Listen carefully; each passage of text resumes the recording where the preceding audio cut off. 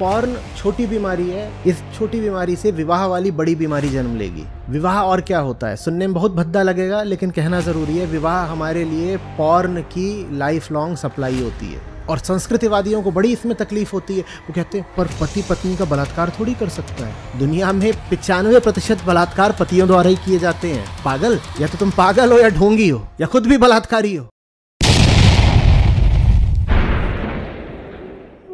नमस्कार दोस्तों, सीधी चोट चैनल पर आपका बहुत बहुत स्वागत है। क्या शादी जरूरी है? शादी क्या है? क्या शादी लाइफ लॉन्ग सेक्स सप्लाई नहीं है? क्या शादी होने के बाद व्यक्ति मुक्त हो जाता है? क्या मुक्ति के लिए शादी अनिवार्य है, या फिर किसी ऊंचे काम के लिए शादी का होना या ना होना कोई अनिवार्यता नहीं रखता? आचार्य जी ने शादी क्यों नहीं की? क्या आचार्य जी शादी न करने के कारण ज्यादा अग्रेसिव हैं, या फिर आचार्य जी ने किसी ऊंचे लक्ष्य के लिए शादी ना करना अनिवार्य समझा?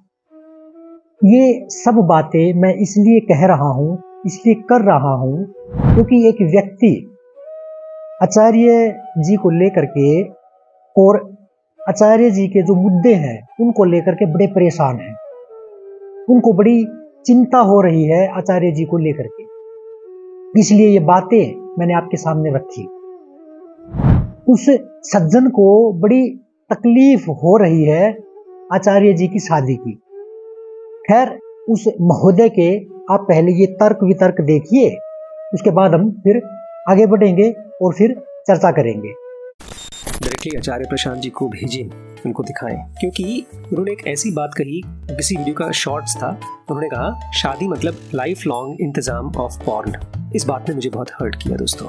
और फ्रैंकली स्पीकिंग मेरे पास टाइम नहीं है किसी भी इंसान का ओपिनियन जानने के लिए, चाहे वो आचार्य प्रशांत हो, चाहे आपके आचार्य रजनीश हो, या even for that matter Krishnamurti हो या रमन महर्षि। मुझे किसी का ओपिनियन नहीं जानना है। एक टाइम ऐसा था जब मेरी गर्लफ्रेंड्स हुआ करती थी, और मैं इसको पर्सनल एक्सपीरियंस से कह सकता हूँ कि शादी मतलब लाइफ लॉन्ग पॉर्न नहीं, उससे कहीं ज्यादा गहरा, कहीं ज्यादा खूबसूरत कुछ। और ये वही पति है जो अपनी जवानी में पॉर्न एडिक्ट था, अब पत्नी आ गई है, अब पॉर्न की जरूरत नहीं, अब तो लाइव परफॉर्मेंस स्क्रीन क्यों। लेकिन मुझे लगता है ना कि प्रशांत भाई ने शादी नहीं की, और शायद इसलिए वैसी बातें कर भी पा रहे हैं। किसी के साथ ब्रेकअप हो गया होगा, अच्छा, या प्यार नहीं हुआ। शादी के लिए वजह चाहिए ना। प्रशांत भाई ने बहुत सोच समझ के स्ट्रेटेजी बनाई है, और वही नहीं, ऐसे बहुत से गुरुज हैं जो शादी के खिलाफ बोलते हैं। 1000 में से 999 लोगों के पास कोई ऐसा ऊंचा लक्ष्य मकसद नहीं होता जिसको वो अपनी जिंदगी कुर्बान कर सके, तो उनको शादी कर लेनी चाहिए। रात के 12 बज रहे थे, शायद दिसंबर का समय था, और मैंने अपना फोन खोला, उसमें लाइव सेशन चल रहा था। प्रशांत भाई और उनके फॉलोअर्स बैठे थे। मैंने डॉक्टर एमपी से कहा कि देखो, ये रात को भी वीडियोस बना रहे हैं। बोलती क्या करेंगे, शादी तो हुई नहीं इनकी, तो यही सब करेंगे। कोई ऊंचा ज्ञानी, मनीषी, भक्त, संत, या फिर कोई ऊंचा वैज्ञानिक, कोई ऊंचा कलाकार, कोई ऊंचा राजनेता अगर कहे कि विवाह नहीं करना, तो अच्छी बात है, क्योंकि उसके पास जीने के लिए एक दूसरा बड़ा लक्ष्य है, उसके पास दिन को भरने वाले दूसरे ऊंचे काम हैं।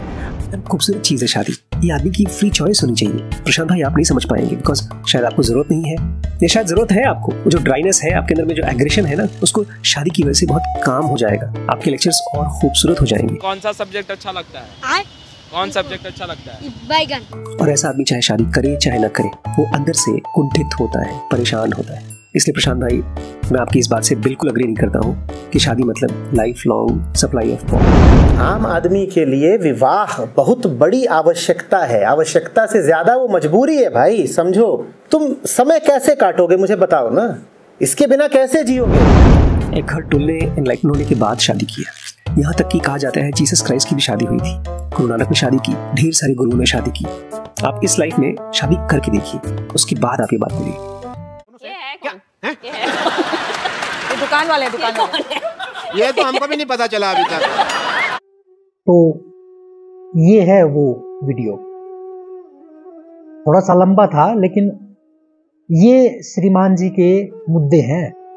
दीप सिंह 2007 में इन्होंने अपना चैनल खोला था यूट्यूब पे, और आज तक इनके 2 लाख से ऊपर सब्सक्राइबर हो चुके हैं। और ये ध्यान, मेडिटेशन, मौत, और भी बहुत सारी चीजें हैं इसी से संबंधित, उसके ऊपर वीडियो बनाते हैं। ये इन महोदय का परिचय है। मैं कहना चाहता हूं कि आज तक जितने भी लोगों ने आचार्य जी के ऊपर वीडियो बनाए, दरअसल उनके पास कोई विशेष मुद्दा होता ही नहीं, कहने को कोई बात उनके पास होती ही नहीं। न वो आचार्य जी की पूरी बात को सुनना चाहते हैं, ना उस बात के मर्म को, उस केंद्र को ही समझना चाहते हैं, और वीडियो बनाने के लिए इतने तत्पर रहते हैं कि कहीं से छोटा मोटा शॉट निकाल करके और उस पर 1 घंटा 2 घंटा जितना भी समय तर्क करने में वो लगा सकते हैं उतना लगा देते हैं। जितना भी भला बुरा कहना है उतना कह डालते हैं। और आचार्य जी का जो पूरा वीडियो है उसकी जो केंद्रीय बात है, जो कहना चाह रहे हैं, उस बात को बिल्कुल अनदेखा करके अपनी घटिया बात लोगों के सामने रख देते हैं। ऐसे लोग अपने चैनल के माध्यम से सिर्फ एक काम तो अवश्य ही कर रहे हैं, और वो है अधर्म का विस्तार। इनको साथ चलना चाहिए था आचार्य जी के, और ये बिल्कुल विपरीत बिंदु पर खड़े हैं। हालांकि द्वैत होता है, दो होना चाहिए, देखने की दृष्टि होनी चाहिए, अपना अपना नजरिया है, बिल्कुल होना चाहिए। सब नजरिए एक बिंदु पर आकर के मिलते हैं, विपरीत नहीं जाते। लेकिन यहाँ पे तो इन श्रीमान जी ने ये बोल ही डाला कि आप मेरी बात को सुनिए, आप जो काम कर रहे हैं वो बहुत ऊंचा नहीं है, मेरी बात को सुनिए, मेरे अनुसार मेरे कहे अनुसार आप चलेंगे तो आपके अंदर ज्यादा सादगी आएगी, देखने की दृष्टि आएगी, समाज को समझने का और बड़ा दायरा आपके भीतर प्रकट होगा।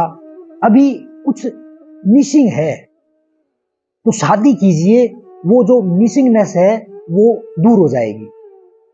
इन्हें बस बोलना है, चाहे कोई तार्किक बात हो चाहे ना हो, बस बोलना है। इन फालतू की बातों में रखा क्या है। और सच कहूं तो ये बातें करके आप अपनी ही मूर्खता का प्रदर्शन कर रहे हैं। आप लोग सच्चाई को देखना ही नहीं चाहते, और जो व्यक्ति सच्चाई को सामने ला रहा है, जो जगा रहा है सबको, उसके रास्ते में रोड़ा बन के खड़े हो जाते हो, एकदम उसके विपरीत हो जाते हो। अरे कम से कम तथ्य तो देख लो, पूरा वीडियो तो देख लो, कौन सी बात क्यों किस काल से कही जा रही है ये तो देख लो। बगैर सोचे बगैर समझे बस वीडियो बना डालो, मुद्दा मिल गया। और मुद्दा भी कुछ नहीं है, अगर पूरा वीडियो देखते तो पता चल जाता कि क्या किसी ने प्रश्न किया है और क्यों किया है। मेरा प्रश्न इंटरनेट पोर्नोग्राफी से संबंधित है। अभी कुछ दिनों पहले डिपार्टमेंट ऑफ टेलीकॉम ने 63 साइट्स की सूची बनाई थी और बैन कर दिया था उन्हें। कुछ और भी आंकड़े हैं जो मैं रखना चाहूंगा कि इंडिया में 89% मोबाइल फोन यूजर्स है जिन्होंने कभी न कभी इस तरह की साइट्स को एक्सेस किया है। और कोविड के दौरान जो इंटरनेट ट्रैफिक था, इससे रिलेटेड आईपी एड्रेसेस से वो 20% बढ़ा था कोविड के दौरान। तो इस तरह का कंटेंट देखा। दूसरा पक्ष ये कहता है कि जो क्राइम्स है, सेक्सुअल क्राइम्स है, वो इस तरह के कंटेंट की वजह से बढ़ रहे हैं, युवाओं को प्रोत्साहन मिल रहा है। तो भारत के संदर्भ में फिर इसको कैसे देखा जाए? जो वेस्ट को कॉपी करके आया तो वहीं से है, और नेसेसरी इविल वाला जो तर्क दिया जाता है उसके बारे में, और फिर बनाम जो सेक्सुअल क्राइम्स जिनमें राइज हुआ है पिछले कुछ सालों में, जैसे जैसे इस तरह का कंटेंट भी ज्यादा देखा गया है उस तरह से सेक्सुअल क्राइम्स भी बढ़े। तो यही आपसे समझना था कि इसको भारत के संदर्भ में इसको कैसे देखें। उसका प्रत्युत्तर देने में जब ये बात भी अगर आ गई तो इसमें बुरा क्या है? भाई अपना अपना दृष्टिकोण है, और ये नहीं हो रहा हो तो वो बता दो मुझे। या फिर आप अपनी व्यक्तिगत बातों को दूसरों पर थोपना चाहते हैं। ये शादी विवाह ये आपकी व्यक्तिगत बात है ना, आपको आनंद आया, आपको मजा आया, आपके भीतर शांति आई, आपने प्रेम विवाह किया, ये आपकी अपनी बातें हैं ना, ये व्यक्तिगत बातें हैं, ये सब पे लागू नहीं हो सकती।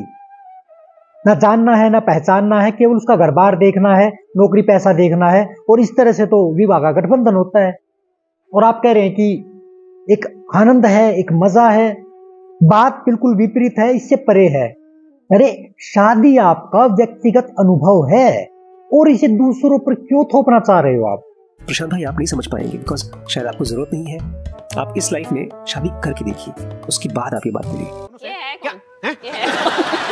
ये दुकान वाले ये तो हमको भी नहीं पता चला अभी तक। आपके लक्ष्य से आचार्य जी का जो लक्ष्य है वो बिल्कुल अलग है, उनकी यात्रा ही अलग है।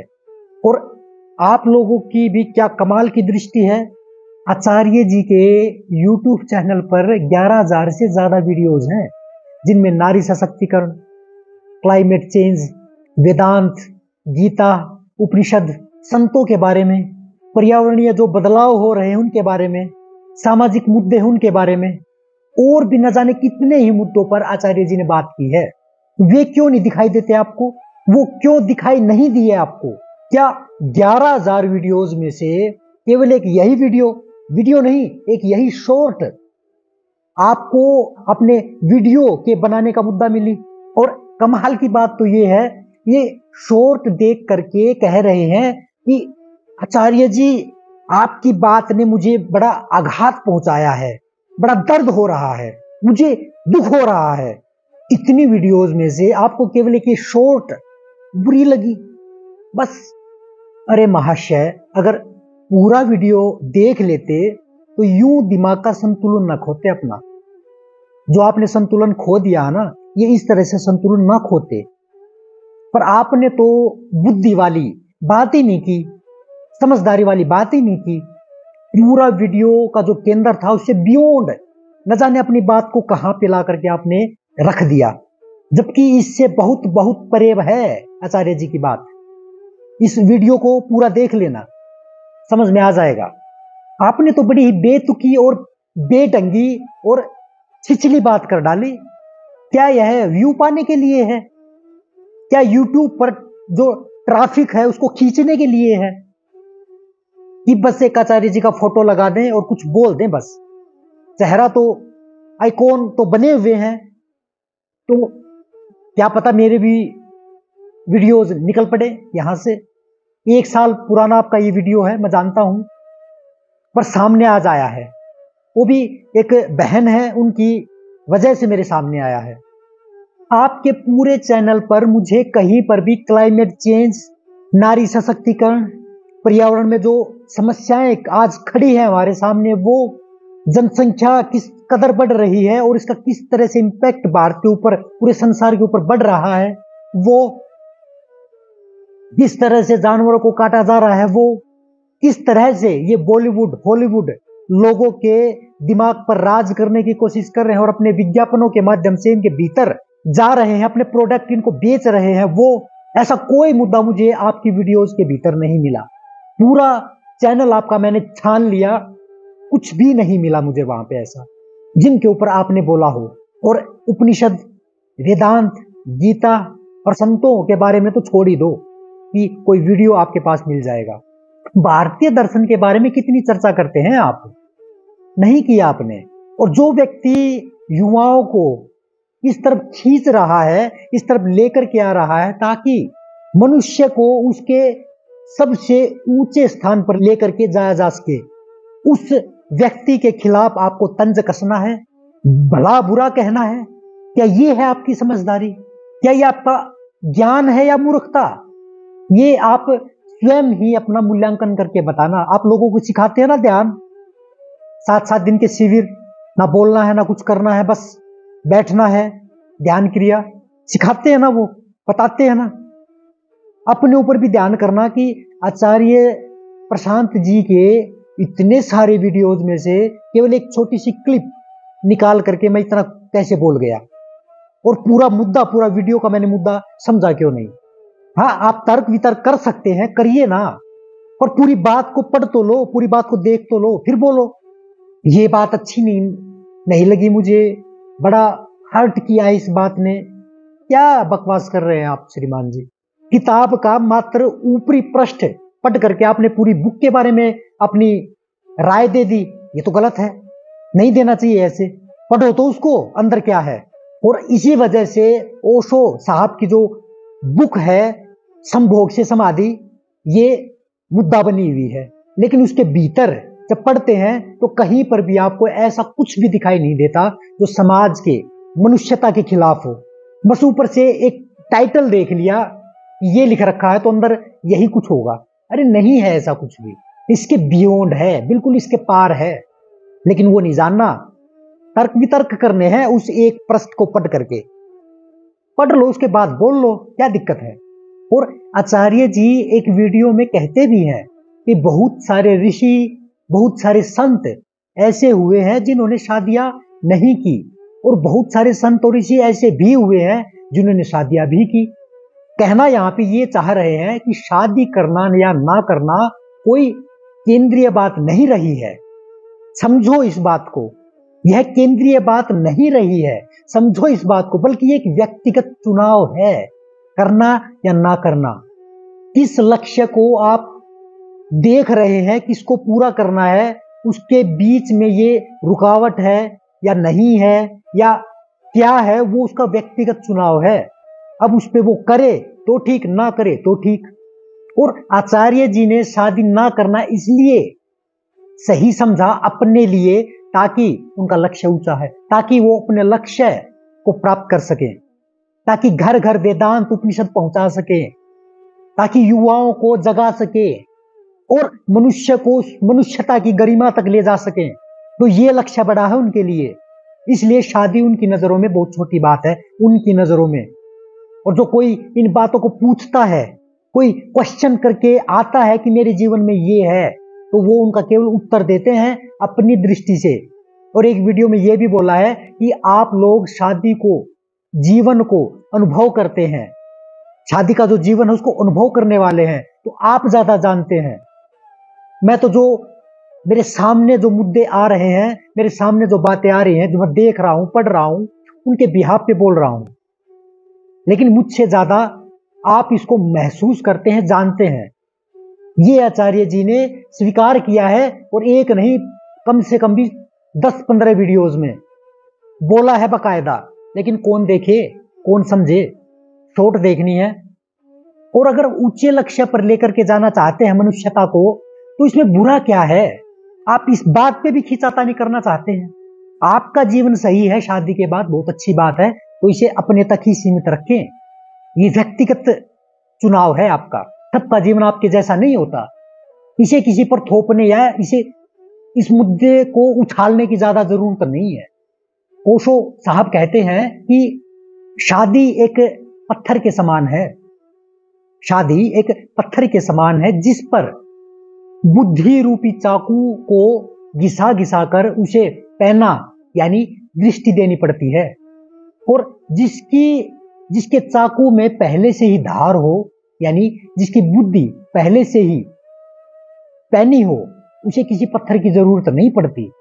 आपको शादी की जरूरत थी क्योंकि धार चाहिए थी, सो आपने शादी कर ली। पर सच बताऊं, आपकी ये बातें सुन के तो मुझे लग रहा है कि अभी तक पूरी धार आई नहीं है। आप समझ पा रहे होंगे कि मैं क्या कहना चाह रहा हूं। जो धार बुद्धि में आनी चाहिए थी, जो देखने का दृष्टिकोण आना चाहिए था, वो अभी पूरा हुआ नहीं है, अभी धार और बाकी है।